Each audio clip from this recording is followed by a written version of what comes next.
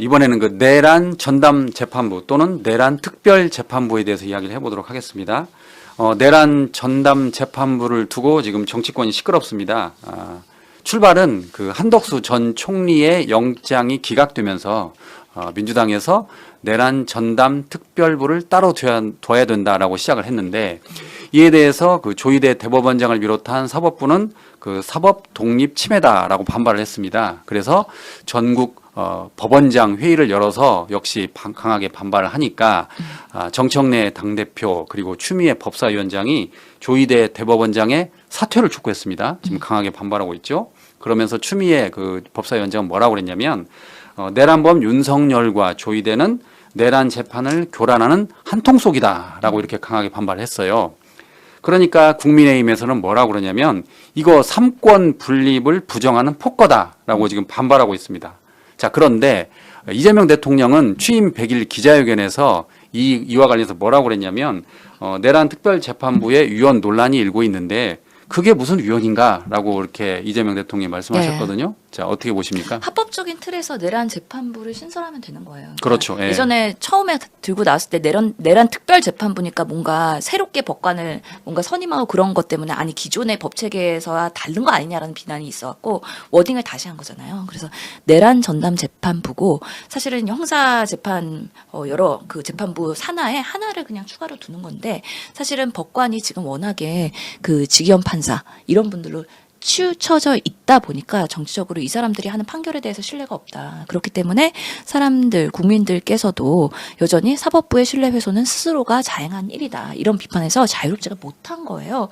그런데 여전히 지금 조희대 대법원장은 뭐 전국 대법원이 소집하고 그래서 뭐 입장 내고 법원 행정처도 마찬가지고 이거는 재판부의 독립과 신뢰를 훼손하는 거기 때문에 멈춰라. 뭐 이런 식으로 하고 있는 건데요.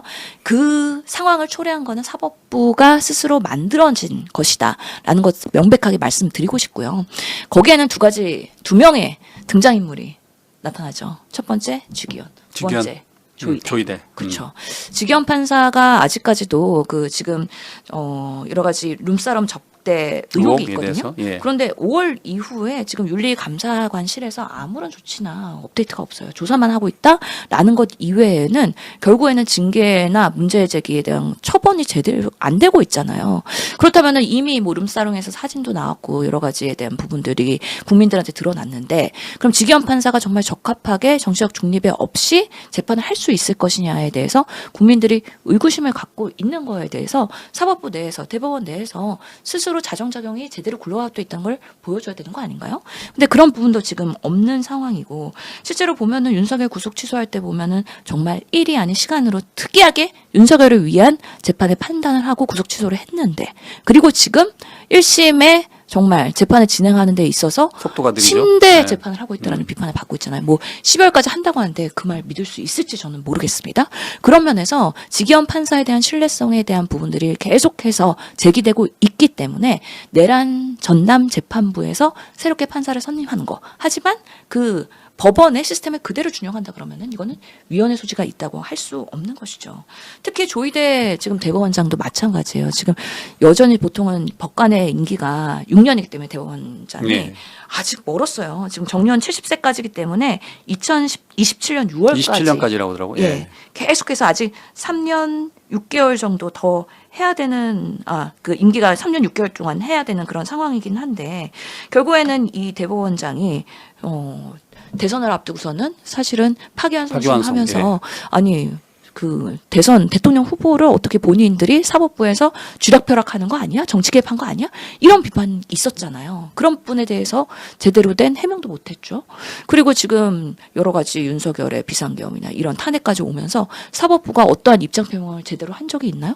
아무런 그런 표명도 안 했는데, 그렇다면 지기현, 조희대로 불거진 사법부의 신뢰 저하를 어떻게 회복할 것이냐, 그런 부분에 있어서 전국 대법관 회의에서 뭔가 반성하는, 선찰하는, 그리고 우리가 정말 중립적으로 독립적으로 잘 하겠다 이런 얘기들이 나와야 되는데 그런 메시지 전혀 없었다는 거에 대해서 국민들이 문제 제기를 하고 있다. 그렇기 때문에 민주당에서 이런 전담 재판부 그리고 조희대 대법원에 대한 임기에 대한 그런 챌린지를 하고 있는 거라고 보입니다. 그리고 국민의힘이 어떻게 뭐 이렇게 대법원을 흔드냐, 사법부를 흔든다 막 민주당을 비판하잖아요.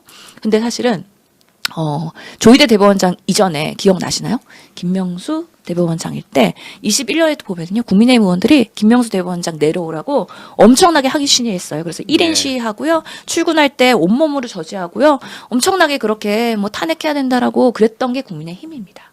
국민의힘 또한 대법원장한테 그렇게 임기에 대해서 계속해서 챌린지를 했었던 부분인데 지금 민주당이 한다고 했을 때 막 사법부의 신뢰 막 이렇게 비판할 자격이 되는지 다시 한번 묻고 싶습니다.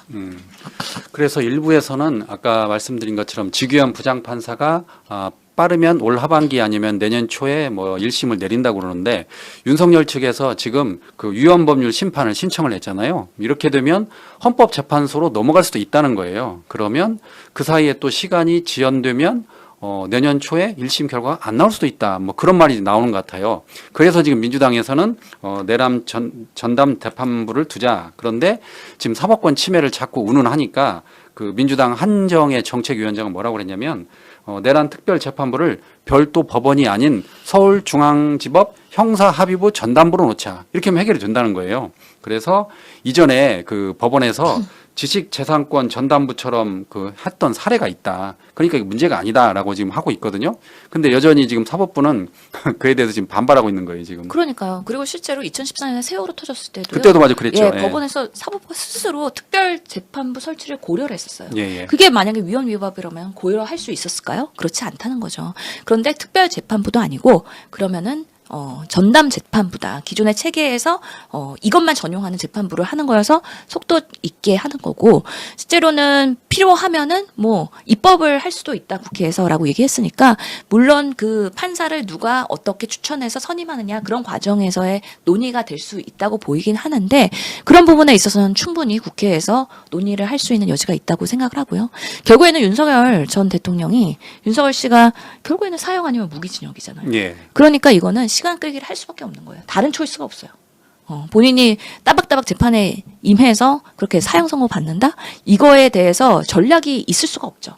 그리고 많은 분들이 지금 정권이 바뀌고 윤석열이 이렇게 되면서 대통령의 경로가 있었다. 그리고 그날 비상계엄 날에 문을 부수고 들어가서라도 끌어내! 이런 부분에 있어서 지금 군인들이 이제는 사실대로 얘기하기 시작했잖아요. 예. 그렇기 때문에 많은 부분들의 진실이 계속해서 드러나고 있는 상황에서 오히려 윤석열은 계속해서 재판 지연을 위해서 겉모술수를 쓸 수밖에 없다. 근데 그 배후에 뭔가 주기현 판사 그리고 조희대 대법원장 이분들이 정말 순수하게 이 사안을 바라보고 있느냐 정말 법관으로서의 양심과 그런 독립성을 유지할 수 있느냐 이런 부분에서의 여러 정황들이 불신을 가져왔기 때문에 그런 부분들에 있어서 본인들이 충분히 소명을 하거나 아니면 자정정을 하는 모습을 사법부에서 보이지 않는다 그러면은 그 재판 결과에 우리가 국민들이 어떻게 신뢰하고 담보하겠습니까? 이거는 그냥 일반 재판도 아니고요. 정말 전두환 노태우 같은 그때 쿠데타 그리고 이번에 비상계엄 특히나 현직 대통령이 비상계엄을 선포한 아주 사상 초유의 일이잖아요. 그렇기 때문에 다른 재판과 동일하게 봐서는 안 된다라는 심각성을 가지고 앞으로 대한민국에서 이런 일들이 재발하지 않도록 하는 데 있어서 제대로 된 정제와 그런 사법 판단의 시스템이 꼭 정립되어야 된다라는 말을 강조드리고 싶습니다.